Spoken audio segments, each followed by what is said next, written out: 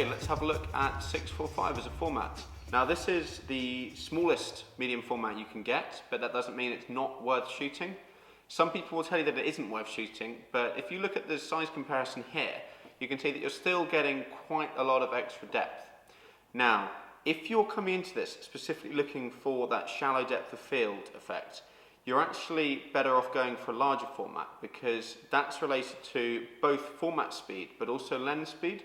When you move into medium format, the lenses become slower across the board just because the image circles are larger. So you'll actually get less depth of field on a 50mm 1.4 lens on a 35mm camera than you will get on a 75mm 2.8 lens on a medium format camera. Now, they're not all 75 2.8s, although that is the standard lens for 6x4.5.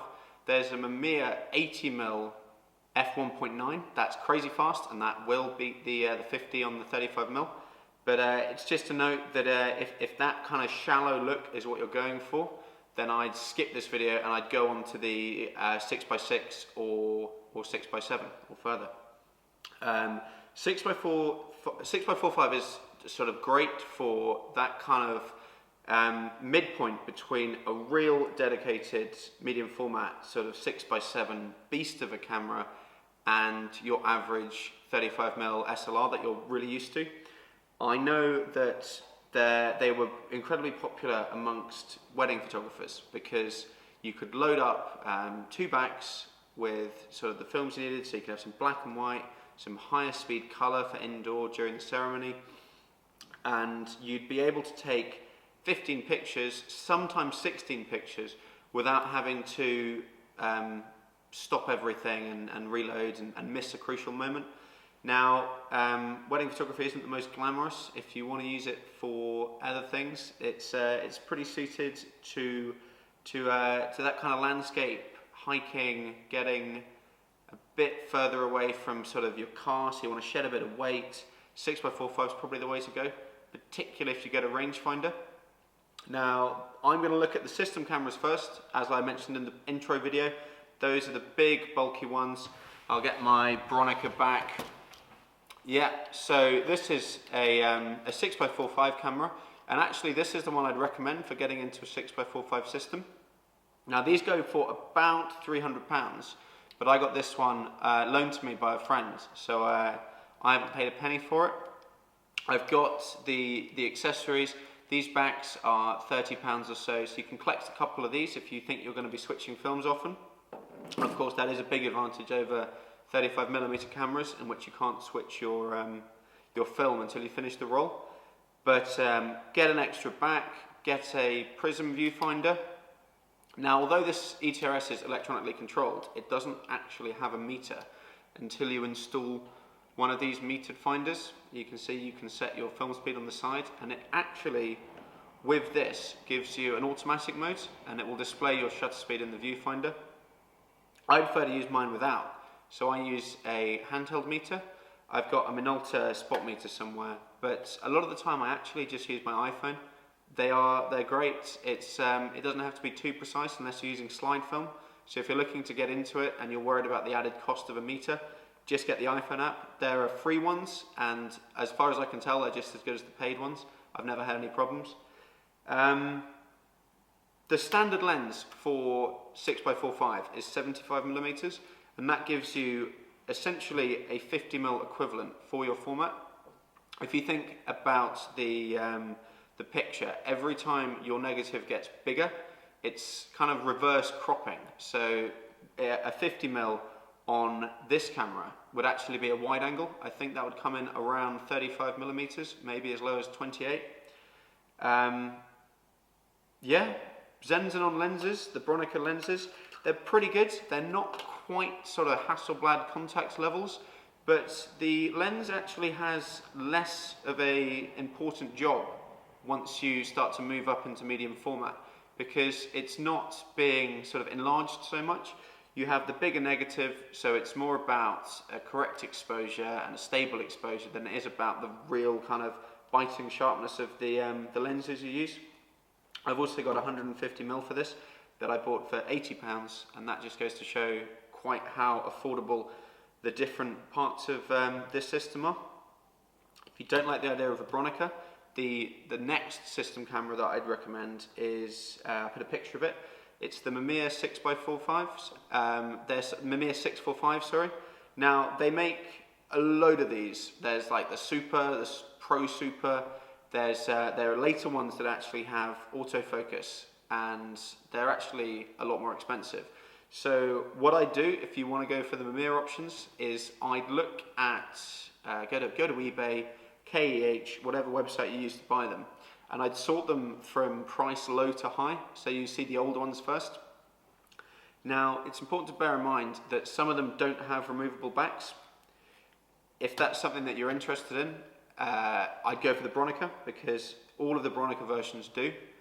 The Mamiya versions, there's half a dozen of them, and you really have a wide variety of options and also price points. This Bronica, as it is probably around the same price as one of the best Mamiyas, but the Mamiya systems, they all share the same accessories, so you can build up the same kit for probably around £300 as well. I guess it's just form factor and ergonomics that would help you decide between these two. The last two system cameras I'm going to mention are a lot more expensive than these. What you have are the Hasselblad H1 Series. They are the kind of forerunner to the H6D, which was recently announced at £50,000 or however much they're going for these days. It shoots film. It's got a fantastic suite of lenses for it. It's really expensive. You could probably get a used H1 body for around £600, £700, but you're going to be paying four figures for the lenses because they're Hasselblad lenses, and everything with Hasselblad on it is really expensive. That's true for the accessories for the H series as well. Although I think that you do get a prism and you get a hand grip as standard, so you don't have to worry about buying those. Although, if you can afford the Hasselblad, you're probably not too worried about the price of the accessories. Lastly, in the system camera camp, we have the Contax 645. Now, this is one of those cameras that people lust over, and they say that it's the best. It's got the best lenses, and it's really expensive. You probably guessed that. It's got its built-in motor winder. Now, you can get motor winders for these, but they're clunky devices that sit on the bottom. But the Contax has it built in. It has sort of auto exposure modes. It even sort of winds the film on itself when you put it in. So you open the back, touch the film to the leader, and then it just pulls it through like a point and shoot. So if you want to have a very, very kind of easy automated time doing it with fantastic lens, fantastic quality, I'd look at the Contaxes.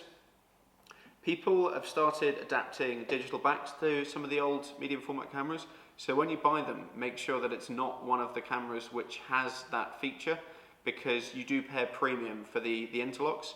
Now, they all have the possibility of adapting different mounts, different sort of digital adapters to them, because there are several makes that do it. So it's not just Mamiya backs, for example, that work on the Mamiya bodies. You can probably adapt your V-mount Hasselblad backs or whatever across through various kind of plasticky 3D printed things.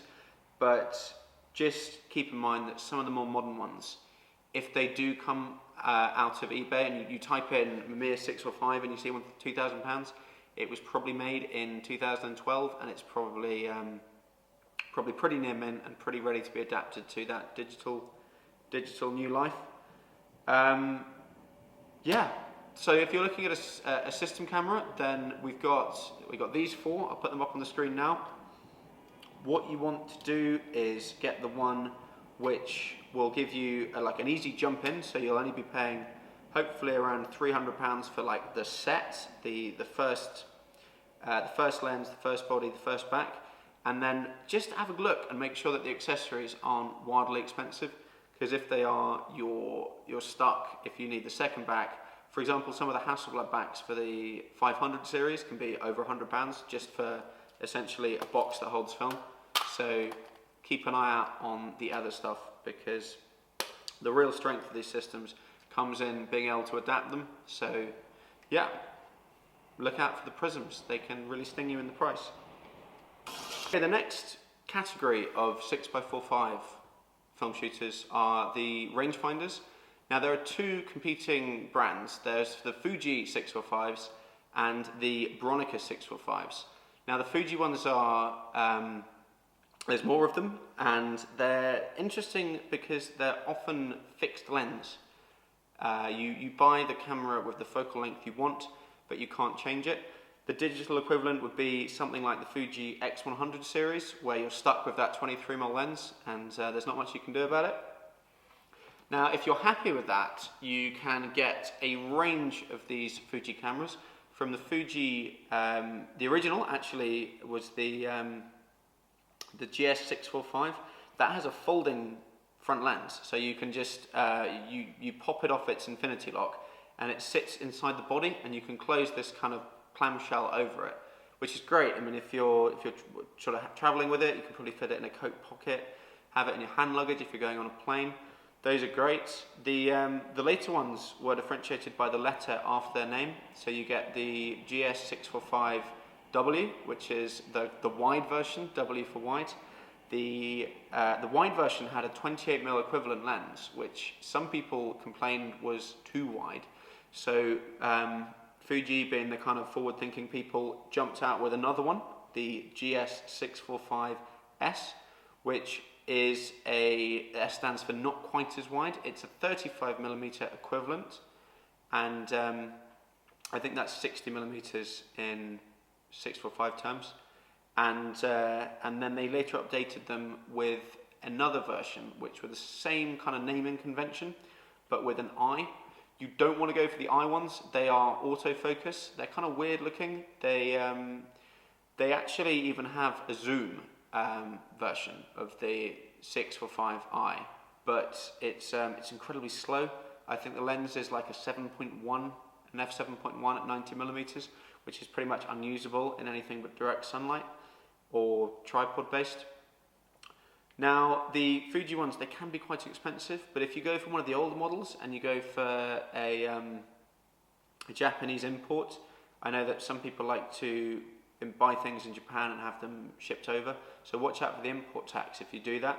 But yeah, they can be on Japanese eBay. You can find some Fuji 645s. The other one is the Bronica 645, which is sold as the RF645. Now it's another rangefinder. It's got another vertical viewfinder, but this one they allowed you the option of interchangeable lenses, so you can get anything from a 45 to 135mm lens for this. Essentially a 24mm all the way up to a probably about a 90mm equivalent. Now, rangefinder focusing is imprecise with longer focal lengths. I've got my Leica M. If you've never used a rangefinder before, I'm going to cut to a quick video through this viewfinder, but essentially what you're doing is using the two ports here and here to triangulate the distance to your subject, and obviously that helps you focus your depth of field correctly.